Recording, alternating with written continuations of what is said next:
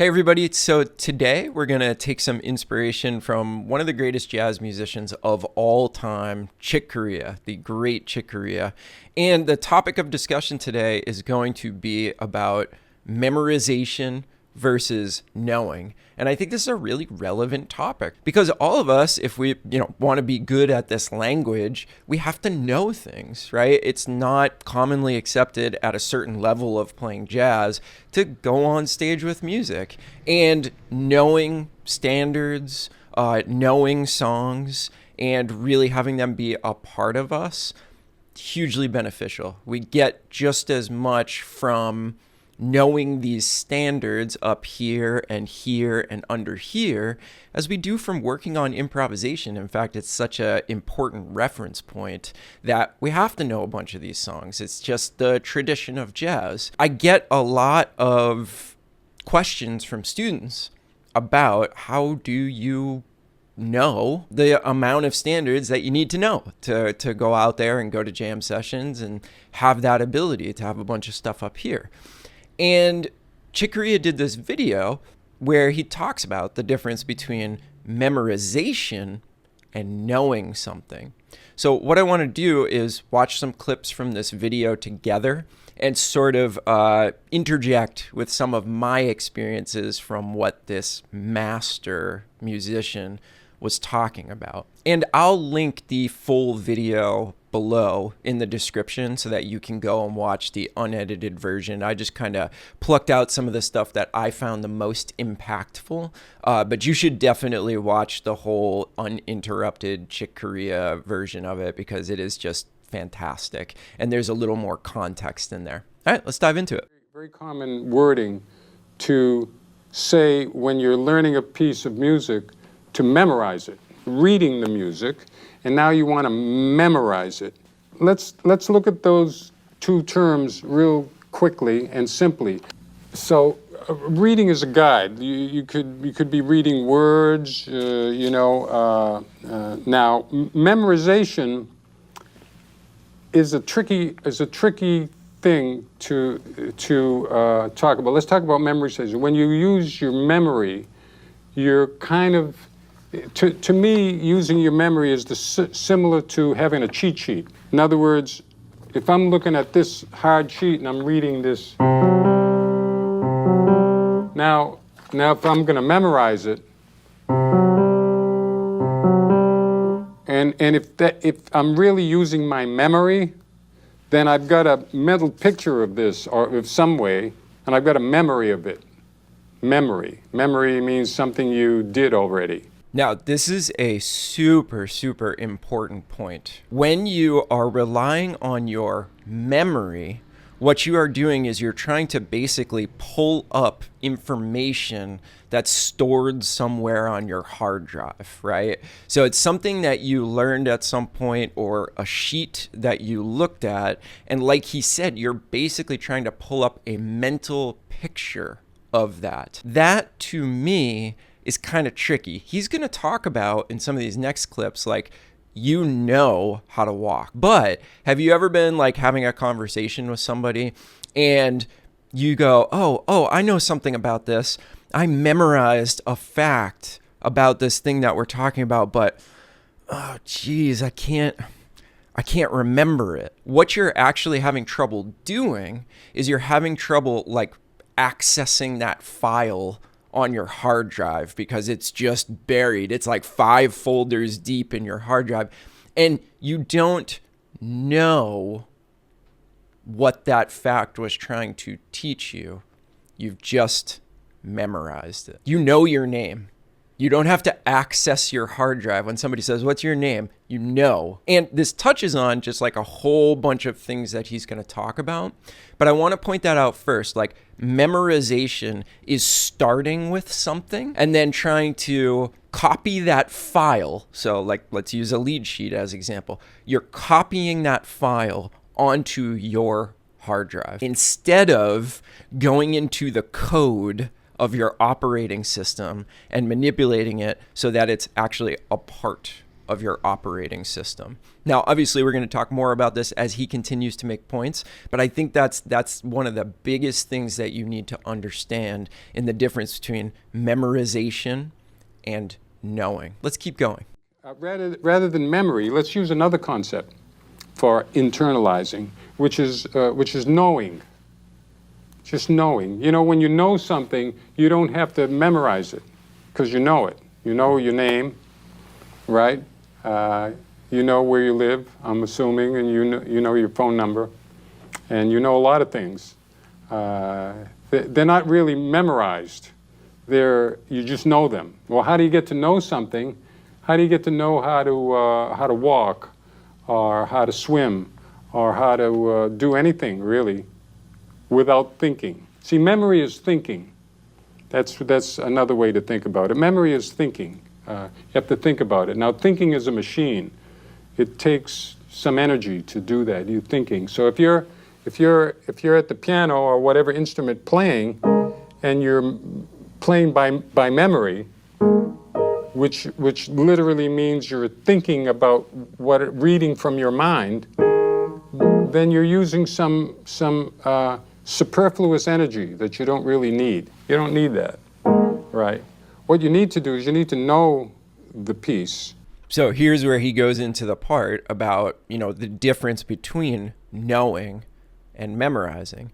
And I think he puts it in a really, really great way. So when you memorize something, you have to work really hard. The machine of your mind is still working really hard, trying to pull up that file, right?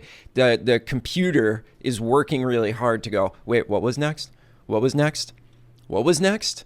Whereas when you're walking, you just walk. You could do it. You could talk to a friend while you walk. You can look at the sky while you walk. You're not going to fall over, right? So it is, if you're trying to sort of like, do I have this memorized or do I know this? A really, really great test is just how much do I have to work just to know what's going on here? And I'm sure you've all had this experience before when you're playing music. So here's a really good example for me. When I was younger, I was working on memorizing my major scales, like sort of memorizing the key signatures to the scales and like sort of committing that to memory. Oh yeah, A flat major is 4 flats there, B flat, E flat, A flat, and D flat. Okay, cool. But at some point, I transitioned from that memorization work to now I know my major scales. Now I can play those scales without thinking at all. You could say to me, hey, play me whatever, any scale, and I could just do it. There's nothing here involved. Now I just know it. It's like if you ask me, hey, get up out of your chair and walk over to the other side of the room. I don't have to go, wait, how do I do that again? Okay, put both feet on the floor, engage my leg muscles. Okay, now lift your butt off the chair. Okay, now one foot in front of the other, right? That's really the difference. So you can gauge that for yourself when you're playing a song. Is your brain working really hard to go, what's the next note? What's the next note? What's the next chord? What's the next chord? Or are you able to just turn off your brain and play the melody, right? Are you able to look out the window, right? See what's going on out there and actually see it and actually sort of comprehend what's going on out there. Oh, it's a really beautiful day today. Wow, the grass is really green. Hey, look at that dog walking by while you're playing the melody. That it means that your mind, your hard drive is not working super hard. It's not spinning really fast because you're playing that melody or you're playing over those chord changes and you're not super engaged. So I love the way he puts it. It's like the machine of your mind is working really hard when you're trying to recall something, which is a memorization game. And then when you really know something, it's like your mental is just kind of idling and you're just relying on that knowing. Or internalize, the way I do it is that I get familiar with it enough so that I start to know it. You know, like I've been working on a Mozart piano concerto for years. Kirby hears me practice it every time I come in here, because there's a lot of notes, and I can read the notes, but I would like to know the notes so that I don't have to think about them, right? So here's when he gets into the actual like mechanics of getting to the point where you know. And this is the part where it's actually just much simpler, but the part that's going to frustrate you the most is that it just takes as long as it takes to know something. And it's mostly about repetition. How many times are you exposed to that thing where it goes from this superficial memorization where if you can't pull up a picture in your head of the actual sheet that you memorized, like you're kind of screwed. If somebody calls a tune in a different key, you're done, right? Because all you have is that mental snapshot, and that's even barely there of it in the original key. This is where it's really just based off of how much exposure you have to it. And the more you expose yourself to this thing that you're trying to know, the more you actually know it, and the less you just have it memorized. Does that make sense? And this is where like learning to play jazz is a little bit more process oriented than like divine inspiration. And he's going to talk about that a little bit more in the next clip. A lot of it just comes down to reps, time spent, like really simple stuff. And for some of us, that's great. It's like, oh yes, it's just simple. It's just repetition. If I just stay at it, then I'm going to learn it. I'm going to know it. And for others of us, that's the hardest part. Oh, well, I just hate repetition. I hate coming back. I want to move faster. So you've got to reckon with, one or the other sides of that coin, and realize that a lot of getting really good at this art form is just simply how many times you're willing to come back to the same thing. That's it. That's how I do it. It's number of times over a piece. You go over and over it. You with the music, and then you put the music aside and hear it, like sing it in your mind. And if you still don't have it, go back to the music and drill it some more. There it is, straight from the mouth of one of the greatest musicians who's ever lived. It's that simple. So don't take it from me. Take it from Chick Corea. He just said it. It's all about coming back to it, looking at it, moving it. How comfortable am I with it not in front of me? Oh, geez, not that comfortable. Okay, do it again. That's such a huge part of this. I think a lot of people, they hear their favorite musicians, oh, he just has some like sort of divine ability to commit something to memory, hear it once, and then they know it. Most of the time, it's not like that. There are some people that are like graced with a photographic memory, right? Like famously, I've heard from multiple sources that Stan Getz was like that. You just look at something once and he had an actual photographic memory, okay? Most of us, that's not where we're at. So we have to constantly keep coming back to things over and over and over and over again. And it's really just about that repeated exposure. Another way to break it down when you're trying to get to know a piece is you can do it in sections. Do it like that. That's one short section. I played that section over and over again.